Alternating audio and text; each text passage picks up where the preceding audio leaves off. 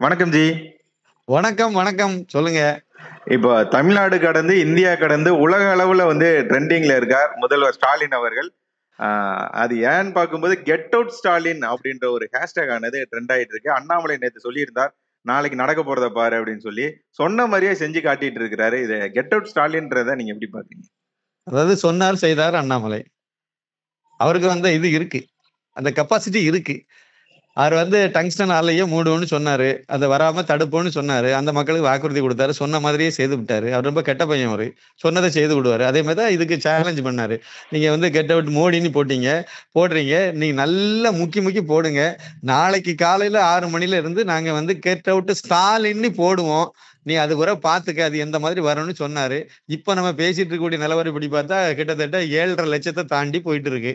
இப்போ கிட்டத்தட்ட மத்தியான வேலை, இப்போ ஒரு 12:30 மணி இருக்கும்னு நினைக்கிறேன். இந்த நேரத்துல 7.5 லட்சத்தை தாண்டி கெட் அவுட் ஸ்டாலின் அப்படிங்கிறது உலக அளவுல ட்ரெண்டிங் ஆயிட்டு இருக்கு. இந்திய அளவுல கிடையாது, உலக அளவுல. இவங்க போட்டது தமிழக அளவுல ட்ரெண்டிங். ஆனா இப்போ அண்ணாமலை போட்டது, தொடங்கி வச்சது உலக அளவுல ட்ரெண்டிங் ஆயிட்டு இருக்கு. ஒரு தடவை கெட் அவுட் ஸ்டாலின் போட்டு ஸ்டாலினுக்கு எதிரான ஒரு ஹேஷ்டாக் உலக அளவுல ட்ரெண்டிங் ஆகுனா இதுதான் முதல் முறையா இருக்கும் தமிழகத்தை பொறுத்த வரைக்கும். இதுக்கு முன்னாடி இந்த மாதிரிலாம் வந்திருக்கிறதுக்கு வாய்ப்பு இல்லை. அந்த அளவுக்கு மோசமான நிலைமையை நோக்கி போகுதுன்னா காரணம் அந்த உதவாக்கரை உதயநிதி ஸ்டாலின் தான். அவரு தேவையில்லாத வேலையை தானே அவங்க ஆரம்பிச்சாங்க. வழக்கமா பண்றதுதான், வழக்கமா பண்ற வேலையை தான் அவங்க செய்தாங்க. அவங்க அரசியலை பண்ணாங்க. அண்ணாமலை அவருக்கு அரசியலை பண்ணாரு. இப்ப இன்னைக்கு அவர்கிட்ட பேட்டி கேட்கிறாங்க. அண்ணாமலைங்கிற பேரை கேட்ட உடனேயே பேட்டிய நன்றி வணக்கம்னு சொல்லிட்டு தெரிச்சு ஓடுறாருல அந்த உதவாக்கரை.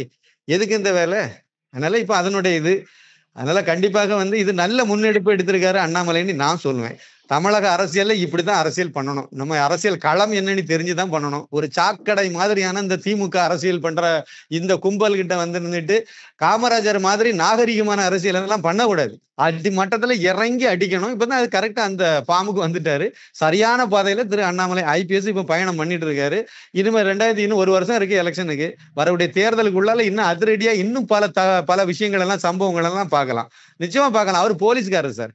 இவங்க எல்லாம் திருடங்க சார். இவங்க எல்லாம் கொள்ளைக்காரங்க, திருடர்களுக்கு எப்பவுமே போலீஸ்காரனை பார்த்தா பயம் வரத்தான் செய்யும். இயல்பான விஷயம் அது.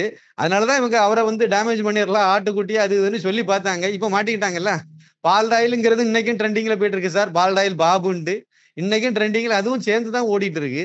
எனவே தொடர்ந்து அது பால்டாயில்னு போயிட்டே தானே இருக்கும். நீங்க நேர்மையான ஒரு இதை பண்ணீங்கன்னா, அதாவது எதிரி என்ன ஆயுதத்தை எடுக்கணும்னு நீங்க தானே முடிவு பண்றீங்க. அவங்க அண்ணாமலை என்ன ஆயுதத்தை எடுக்கணும்னு இவங்க முடிவு பண்றாங்க. அண்ணாமலை அந்த ஆயுதத்தை கையில எடுத்துட்டாரு. அப்புறம் எம்மோய் எப்போன்னு சத்தம் போட்டா கதறினா என்ன நடக்கும்? அது நீங்க அசிங்கப்பட்டு போய் கிடக்குதுல்ல. இதான் தொடர்ந்து இதே மாதிரி தான் இன்னும் நடக்கும். மும்மொழி கொள்கை வேண்டாம்னு நீங்க சொல்றீங்க. அப்படிதான் எங்க கொள்கை, எங்களுக்கு மும்மொழின்னு சொல்றீங்க. அப்புறம் உருது மட்டும் எங்க இருந்து வந்துச்சுன்னு கேட்டா பதில் இல்லைல்ல. பதில் சொல்லணும்ல அதுக்கு. தமிழகத்துல கிட்டத்தட்ட 58,000 பள்ளிக்கூடங்கள் இருக்கு. 37,000 சில்லற அரசாங்க பள்ளிக்கூடம் இருக்கு. 12,000 சில்லற பள்ளிக்கூடம் தான் அந்த தனியார் பள்ளிக்கூடம் இருக்கு. தனியார்னு சொல்லக்கூடியது அரசு உதவி பெறும் பள்ளிக்கூடம் கிடையாது. அரசு உதவி பெறும் பள்ளிகளுக்கு நீங்களாக அந்த மெட்ரிகுலேஷன், ஆங்கிலோ இந்தியன் இந்த மாதிரி சிபிஎஸ் சிலபஸ்ல படிக்கிற பள்ளிக்கூடங்கள், படிச்சு கொடுக்குற பள்ளிக்கூடங்கள் 12,000 ஸ்கூல் இருக்கு. 12,000 சில்லற ஸ்கூல் இருக்கு. அந்த ஸ்கூல்ல படிக்கிறவங்க 64 லட்சம் பேர். எவ்வளவு பெரிய எண்ணிக்கை இது! அரசாங்க பள்ளிக்கூடத்துல படிக்கிற மாணவர்களுடைய எண்ணிக்கை 44 லட்சம், 45 லட்சம் கூட தேரல. அப்படின்னா எவ்வளவு வித்தியாசம் இருக்கு. அரசாங்க பள்ளிக்கூடத்தை மக்கள் புறக்கணிச்சு நேர தனியாருக்கு போயிட்டே இருக்காங்கன்னு தானே. அங்கெல்லாம் 3 மொழி. திமுக நடத்துற பள்ளிக்கூடத்துல எல்லாம் 3 மொழி. ஹிந்தியை சொல்லி கொடுக்குறாங்க. முதலமைச்சருக்கு பொண்ணு செந்தாமரை நடத்துற பள்ளிக்கூடத்துல ஹிந்தி சொல்லி கொடுக்குறாங்க, பிரெஞ்சு சொல்லி கொடுக்குறாங்க. தமிழ்ல எவனாவது பேசினா 500 ரூபாய் ஃபைன்னு சொல்றாங்க. இப்படி எல்லாம் பள்ளிக்கூடத்தை நீங்க நடத்தி விட்டு நீங்க ஹிந்திக்கு ஏழைப்பாளைகள் படிக்கிற அரசாங்க பள்ளிக்கூடத்துல 3வது மொழி படிக்க கூடாதுன்னு சொல்லி அதை ஹிந்திங்கிற பேர்ல சொல்லி ஏமாத்துறது எவ்வளவு பெரிய பித்தலாட்டம். அதெல்லாம் செய்யக்கூடாதுல்ல. செய்து மக்கள் இது ஏழைப்பாளைகள் 3வது மொழி படிக்க கூடாதுன்னு சொல்லிவிட்டு நீங்க நடத்துற பள்ளிக்கூடம், நீங்க படிக்கிறது. ஸ்டாலின் எந்த ஸ்கூல்ல படிச்சாரு? உதயநிதி எந்த ஸ்கூல்ல படிச்சாரு? அரசாங்க பள்ளிக்கூடத்துல படிச்சாரு? கிடையாது. உதயநிதி படிச்சது டான் பாஸ்கோ, தயாநிதி மாறன் படிச்சது டான் பாஸ்கோ, தர்மபுத்தினி கனிமொழி படிச்சது சர்ச் பார்க் கான்வென்ட். அங்கெல்லாம் தமிழ் வழி கல்வியா இருக்கு. தமிழே படிக்காம இல்ல தமிழ் வழியில நீங்க படிக்காத நீங்க, உதயநிதிக்கு மகன் எங்க படிக்கிறாரு? வெளிநாட்டுல படிச்சுட்டு இருக்காரு. திருமாவளவன் ஜோசப் விஜயனுடைய பையன் எங்க படிக்கிறாரு? வெளிநாட்டுல படிக்கிறாரு. இங்க +2 வரைக்கும் சென்னையில தான் படிச்சாரு. தமிழே இல்லாத பள்ளிக்கூடத்துல போய் படிச்சாரு. தமிழ் லாங்குவேஜ் அவர் படிக்கவே இல்லை. இவர் வந்து இங்க மெட்ரிகுலேஷனை பத்தி சொல்லிட்டு இருக்காரு, 3வது மொழியை பத்தி பேசிட்டு இருக்காரு, இந்தி எதிர்ப்புங்கிறார். அவர் நடத்துற விஜய் வித்யாசிரமம் வந்து அந்த பள்ளிக்கூடத்துல வந்து தமிழா சொல்லி கொடுக்குறாங்க, அங்க இந்தி சொல்லி கொடுக்குறாங்க. திருமாவளவன் ஆரம்பிச்சிருக்க பள்ளிக்கூடத்துல இந்தி சொல்லி கொடுக்குறாங்க. இவங்க எல்லாம் எவ்வளவு பெரிய நாடகம். அதே மாதிரி இவரு செபஸ்டியன் சைமான் அவருடைய பையன் குழந்தைகளை கொண்டு போய் இந்தி படிச்சு கொடுக்கக்கூடிய ஸ்கூல்ல கொண்டு போய் சேர்த்துக்கிட்டு உபதேசம் பண்ணிட்டு இருக்காங்க. மக்களுக்கு புரிஞ்சு போச்சு, தெளிவா தெரிஞ்சுக்கிட்டாங்க. அதனாலதான் அதனுடைய வெளிப்பாடு தான் இன்னைக்கு அண்ணாமலை போட்ட அந்த ஹேஷ்டாக வந்து ட்ரெண்டிங் பண்றதுல பொதுமக்கள் நிறைய பேர் இருக்காங்க. எல்லாருமே பிஜேபி காரன் கிடையாது, பிஜேபி காரன் கொஞ்சம் பேர் தான் பண்ணிட்டு இருக்காங்க. இல்ல அப்படி பாக்கி அத்தனை பேரும் பொதுமக்கள். அப்படி பிஜேபி இருந்தாலும் பாருங்க 7.5 லட்சத்துக்கு மேல பிஜேபி தொண்டன் தமிழ்நாட்டுல இருக்கா அப்படின்னு காட்ட முடியும் இல்லைங்களா? ஆமா, ஆக்டிவ் தொண்டன் அப்படி ஆக்டிவா இத்தனைக்கும் ஒரு 4 மணி நேரத்துல 7.5 லட்சத்துக்கு மேல ட்வீட் ஆகுது அப்படின்னா முதல்வர் மேல எந்த அளவுக்கான ஒரு வெறுப்பு மனநிலையில மக்கள் இருக்காங்கன்றது நம்ம அவருக்கு மேல வெறுப்பு, அதே சமயத்துல அண்ணாமலைக்கு ஆதரவா இந்த மக்கள் எவ்வளவு பேர் இருக்காங்கிறத இந்த இடத்துல நம்ம புரிஞ்சுக்கணும். இவர் பக்கம் வெறுப்புங்கிறது ஒரு பக்கம், அண்ணாமலைக்கு ஆதரவாக அண்ணாமலை தான் வரணும் அடுத்து முதலமைச்சராங்கிறதுக்கு ஆதரவு தெரிவிக்கிறதுக்கு நீங்க அந்த கமெண்ட் செக்ஷன்ல கொஞ்ச நேரம் நான் படிச்சு பார்த்தேன். அதெல்லாம் பாத்தீங்கன்னா இதுக்கு முன்னாடி திமுகவுக்கு ஓட்டு போட்டவங்க எல்லாம் கூட கமெண்ட்ஸ்ல வந்து அடிக்கிறாங்க, 3 மொழி படிக்கல உங்களுக்கு என்ன பிரச்சனை, நீங்க அப்படின்னு நீங்க get out Modi get out Stalin சொல்றதுல தப்பே கிடையாது, நீங்க இங்க இருந்து போங்க, கிளம்பி போங்க. எனக்கு பார்வைக்கு இங்க பழையபடி இவங்க வந்து ஓங்கோலை நோக்கி துரத்தி அடிக்கக்கூடிய காலம் சமீபத்துல இருக்குன்னு தான் நான் நினைக்கிறேன். போற போக்கு இதெல்லாம் பெரிய ஏதாவது ஒரு விஷயத்த புரிஞ்சுக்கல இவங்க. இது வந்து ஒண்ணு அண்ணாதுரை காலம் கிடையாது, இது அண்ணாமலை காலம்ங்கிறத இந்த கும்பல் புரிஞ்சுக்கல. இவங்க இன்னமும் அந்த அண்ணாமலை அண்ணாதுரை காலத்திலேயே இருக்குன்னு நினைச்சிட்டு கனவுல மிதந்துக்கிட்டு அதே மாதிரி இந்தி எதிர்ப்பு போராட்டத்துல கலந்து கொண்ட சாலமன் பாப்பையாவே இந்தி வேணுங்கிறாரு.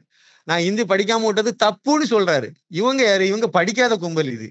ஸ்டாலினும் ஒழுங்கா பள்ளிக்கூடத்துக்கு போனது கிடையாது, உதயநிதியும் ஒழுங்கா பள்ளிக்கூடத்துக்கு போனது கிடையாது. ஒரு பக்கம் தினத்தந்தியில ஒரு பேராகிராஃபை கொடுத்து வாசிக்க சொன்னா ஒழுங்கா வாசிக்க தெரியாது. அப்படிப்பட்ட ஆட்கள் எல்லாம் முதலமைச்சர் துணை முதலமைச்சரா வச்சிருக்கோம். இவங்க கல்வியை பத்தி சொல்றேன். நானும் கேட்கிறேன், அரசாங்க பள்ளிக்கூடத்துல என்ன லாங்குவேஜ் 3வது லாங்குவேஜா இருக்கு? 3வது லாங்குவேஜ் வேணுமா வேண்டாமாங்கிறது அரசாங்க பள்ளிக்கூடத்துக்கு மட்டும்தானே இப்ப பிரச்சனை. அப்ப யாரு முடிவு எடுக்கணும்? அந்த பள்ளிக்கூடத்துல படித்த மாணவர்கள், நான் அரசாங்க பள்ளிக்கூடத்துல படிச்சவன், நான் முடிவு எடுக்கலாம். இல்லைன்னா இப்ப படிச்சுட்டு இருக்க மாணவர் முடிவு எடுக்கலாம். இல்லைன்னா அங்க படிக்கிற மாணவர்களுடைய பெற்றோர்கள் முடிவு எடுக்கலாம். இவங்க யாராவது ஒரு ஆளுக்கு தகுதி இருக்கா? ஸ்டாலினுக்கோ உதயநிதிக்கோ இல்லைன்னா அந்த விஜய்க்கோ இல்லைன்னா ஜோசப் விஜய்க்கோ இல்லைன்னா அந்த செபஸ்டியன் சைமனுக்கோ இல்லைன்னா திருமாவளவன் படிச்சிருப்பாரு, யாரை விட்டுறலாம். இவங்க யாருக்காவது இந்த கும்பல உரிமை இருக்கு? இதை பத்தி பேசுறதுக்கு தகுதி இருக்கா? அருகதே கிடையாது. செல்வ பெருந்தகை லண்டன்ல போய் கல்லூரி நடத்திட்டு கிடக்குது. லண்டன்ல போய் வந்து பக்கிங்ஹாம் காலேஜ்னு சொல்லி ஒரு காலேஜ் நடத்திட்டு இருக்காரு. இவரு இங்க பாடம் நடத்திட்டு இருக்கீங்க. எங்களுக்கு இந்தி எதிர்ப்பு. இந்தி யாரு கொண்டு வரேன்னு சொன்னாங்க? இந்தியா யாராவது திணிச்சா தானே நீங்க எதுக்கணும்? இந்தியா யாரும் திணிக்கவே இல்லையே. இந்தியா முழுக்க 3 மொழி, அதுல தமிழகம் மட்டும் நாங்க 2 மொழி கொள்கையில இருக்கோம்னு சொல்லி ஒரு பேரை சொல்லிட்டு தமிழுக்கு பதிலாக தமிழ்நாட்டுல உருது சொல்லி கொடுத்துட்டு இருக்காங்க. தெரியுமா? பெரிய அதிர்ச்சியான விஷயம். தமிழுக்கு பதிலாக தமிழ்நாட்டுல உருது சொல்லி கொடுத்துட்டு இருக்காங்க. தமிழக அரசு பள்ளிக்கூடத்தினுடைய லட்சணம் என்ன கண்டிஷன்ல இருக்கு தெரியுங்களா? அதாவது வந்து 1000 மாணவர்களுக்கு அதிகமாக படிக்கக்கூடிய பள்ளிக்கூடம் வந்து தமிழ்நாட்டுல மொத்தமே 12 தான் இருக்கு. அதுல 7 சென்னையில இருக்கு. இவ்வளவு கேவலமான நிலைமையில இருக்கு. 30 மாணவர்களுக்கு உள்ளது. அதாவது 1 மாணவன் 5 மாணவன் 10 மாணவன் 30 மாணவன், அதாவது அதிகபட்சமா 30 வரைக்கும் இருக்கக்கூடியது 11,000 சில்லற ஸ்கூல்ல அதமே இருக்கு. 30க்கு கீழே தான் மாணவர்களே இருக்காங்க. இவங்க வந்து சொல்லிட்டு இருக்காங்க, அதாவது 10ஆம் வகுப்புக்கு மேல படிக்கிற 10, 11, 12, அதாவது 9, 10, 11, 12 அப்படி எடுத்துடுங்க, உயர்நிலை மேல்நிலை அப்படி எடுத்தீங்கன்னா மொத்தமே 6000 பள்ளிக்கூடம் தான் தேருது. மாணவர்கள் படிக்கக்கூடிய பள்ளிக்கூடங்கள், அது அதிகமா மாணவர்கள் படிக்கக்கூடிய பள்ளிக்கூடம் எடுத்தாங்கன்னா அவ்வளவுதான் தேருது தமிழகத்துல. அவ்வளவும் இவங்க வந்து எண்ணிக்கை எடுத்து பாத்தீங்கன்னா அப்படித்தான் தெரியுது. டேட்டாவை எடுத்து பாத்தீங்கன்னா அந்த அளவுக்கு தமிழகத்தினுடைய கல்வித்தரத்தை நாசம் பண்ணி விட்டாங்க. அதாவது ஒரு ஆசிரியருக்கு வந்து 40 மாணவர்கள் இருந்த அரசு பள்ளிக்கூடத்துல ஒரு ஆசிரியருக்கு வந்து இன்னைக்கு 24 மாணவர்கள் தான் இருக்காங்க. அந்த அளவுக்கு மாணவர்கள்லாம் குறைஞ்சு போயிட்டாங்க. அதாவது 1000 மாணவர்கள் உள்ள ஒரு பள்ளிக்கூடம் வந்து கன்னியாகுமரி மாவட்டத்துல, எங்க மாவட்டத்துல ஒரு பள்ளிக்கூடம் இல்ல லிஸ்ட்ல இல்ல. உங்க பள்ளிக்கூடம் உங்க மாவட்டமும் இல்ல, பெரம்பலூரும் இல்ல. அந்த அளவுக்கு மோசமா போயிட்டு இருக்கு. இவங்க வந்து அதாவது கல்வித்துறை வந்து ஒரு புனிதமான ஒரு நல்ல துறை, கல்வி சேவை, எதிர்கால மாணவர்களை உருவாக்கக்கூடிய ஒரு துறை. அந்த துறைக்கு அமைச்சர் யாரு? ஒரு குடிகாரனை கொண்டு வச்சிருக்கீங்க. எப்படி வழங்கும் அது? ஒரு குடிகாரனை கொண்டு வச்சிருக்கீங்க, கல்வித்துறை அமைச்சர்னு சொல்லி வச்சிருக்கீங்க. அந்த அளவுக்கு தான் இருக்கும். மாறும். 2026 வரும்போது கண்டிப்பா இதுக்கெல்லாம் ஒரு நல்ல மாற்றம் வரும். அதுல எந்த மாற்று கருத்தும் இருக்க மாதிரி எனக்கு தெரியல. இதே சமயத்துல பார்க்கும்போது பாஜகவினர் ஒட்டின போஸ்டர்கள் மீது தமிழ் வாழ்க அப்படின்னு சொல்லி ஒரு சிலர் வந்து அது மேல வந்து ஒரு தரப்பினர் வந்து போஸ்டர் ஒட்டிட்டு வராங்க. ட்விட்டர்லயும் பாத்தீங்கன்னா தமிழ் வாழ்க அப்படின்னு சொல்லி ஹேஷ்டாக் ட்ரெண்ட் பண்ணணும்னு சொல்லி முயற்சி பண்ணி வராங்க. டிவிகே கட்சியை சார்ந்தவர்களும் ட்ரை பண்ணிட்டு வராங்க ட்ரெண்டிங் பண்ணணும் அப்படின்னு சொல்லி. ஆனா அதெல்லாம் ஏதோ ஒரு புள்ளியோட ஒரு 50,000த்துக்குள்ளேயே இருக்கு. ஆனா இதே 36,000. சமயத்துல மக்கள் ஒரு கேள்வி கேட்கறாங்க. ஸ்டாலின் தமிழரா அப்படின்னு சொல்லி ஒரு கேள்வி கேட்டுட்டு ஆமா, இருக்காங்க. இதை நீங்க ஆமா. எப்படி பாக்குறீங்க? அதாவது தமிழ் வாழ்கன்னு சொல்றாருல. ஸ்டாலினே சொல்லியிருக்காரு. நேத்து பேசுற ஒரு இடத்துலயும் இத சொல்லியிருக்காரு. தமிழ் வந்து ரொம்ப பெருமை தமிழ பத்தி தமிழனுடைய பெருமை பத்தி தான் பேசுறாரு. நான் ஒரு கேள்வி கேட்கிறேன். வந்து ஸ்டாலின்ங்கிற பேரு தமிழா? அவங்க அப்பா கருணாநிதிங்கிற பேரு தமிழா? இல்லன்னா ஸ்டாலினுக்கு மகன் உதயநிதிங்கிறது தமிழா? இல்லன்னா இவங்களுடைய கட்சி ஒண்ணு வச்சிருக்காங்கல்ல, திராவிட முன்னேற்ற கழகம். அது வந்து தமிழா? இல்லன்னா கட்சிக்கு ஒரு சின்னம் இருக்குல்ல, உதய சூரியன் அது தமிழா? இல்லன்னா இவங்களுக்கு ஒரு தலைமை அலுவலகம் இருக்குல்ல, அண்ணா அறிவாலயம்னு அது தமிழா? அறிவாலயம்ங்கிறது தமிழா? இப்படி எதுவுமே தமிழ் இல்லாத ஒரு இதை வச்சுக்கிட்டு இவங்க வந்து தமிழை வாழ வைக்க போறேன், வளர்க்க போறேன்னு சொன்னா தமிழை வச்சு பிழைப்பு நடத்துறாங்க. அதான் உண்மை. சரியா சிக்கிக்கிட்டாங்க அண்ணாமலை. அதாவது இன்னொரு இதையும் சொல்லணும். இவங்களுக்கு என்ன பிரச்சனைன்னா, அந்த 3 பொண்டாட்டி கட்டினா பிரச்சனையே கிடையாது.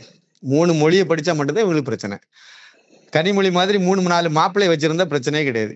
அதாவது மக்கள் வந்து 3 4 மொழிகளை படிச்சுட்டாங்கன்னா தான் கனிமொழிக்கு அதை ஏத்துக்க முடியாது.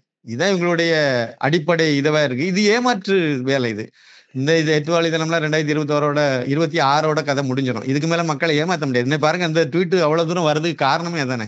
இவ்வளவு தூரம் உலக அளவுல ட்ரெண்டிங் ஆகுது காரணமே எந்த அளவுக்கு மக்கள் இதுல ஆர்வத்தோட உள்ள நுழைஞ்சிருப்பாங்க. இப்போ படிச்ச மக்கள் மத்தியில இந்த உண்மை என்னன்னு புரிய ஆரம்பிச்சுட்டாங்கல்ல, கண்டிப்பா கொள்ளி வச்சு விடுவாங்க திமுகவுக்கு. இந்த ட்ரெண்டிங்கை மையப்படுத்தி பி.எல். சந்தோஷ் பாஜகவின் தேசிய பொதுச் செயலாளர் வந்து ஒரு ட்வீட் போடுறாரு. அதுல கெட் அவுட் மோடி அப்படின்னு டிஎம்கே வந்து ட்ரெண்ட் பண்ணணும்னு நினைச்சாங்க. அது 1,50,000 கூட தாண்டல.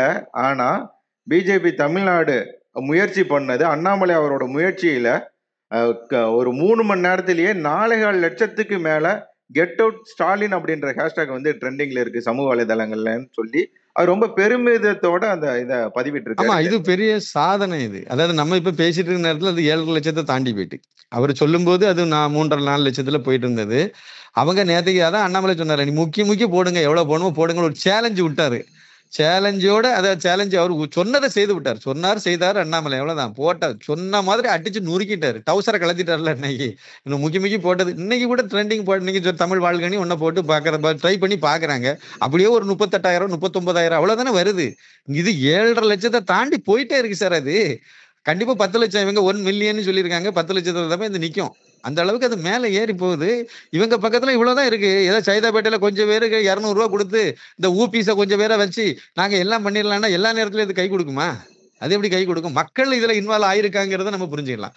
அவங்க திமுக காரங்க வந்து ஆளுங்கட்சியா இருக்காங்க. அவங்களுக்கு கிறிஸ்தவ மிஷினரி கும்பல் பின்புலமா இருக்கு. அப்புறம் முஸ்லீம் ஜமாத்துகள்ல இருந்து நிறைய பின்புலமா இருக்கு. இவங்க எல்லாம் ஓட்டு போடுறாங்க. எல்லாம் கதையும் கரெக்ட் தான்.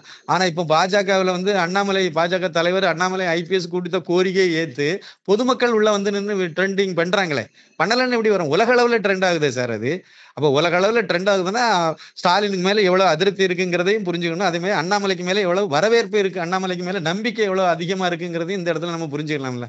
கண்டிப்பா இது வந்து அவங்கள பதம் பார்த்துரும். 2026 எல்லாம் வந்து அண்ணாமலை சொன்ன மாதிரி ஒரே பக்கத்துல நான் நிக்கிறேன். நீங்க பங்காளி எடப்பாடி பழனிசாமி, அப்புறம் வந்து கூட்டணி திமுக கூட்டணி கட்சிகள் எல்லாம் நீங்க எதிர நில்லுங்க.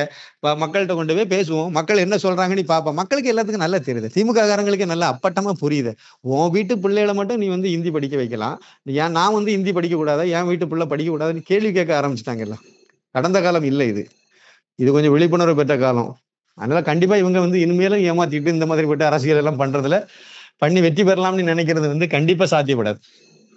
நன்றி ஜி, உங்களோட பொன்னான நேரத்தை ஒதுக்கி பல தகவல்களை நாரத மீடியாவுடன் பகிர்ந்து கொண்டதற்கு மிக்க நன்றிகள். மிக்க நன்றி. நன்றி. வணக்கம்.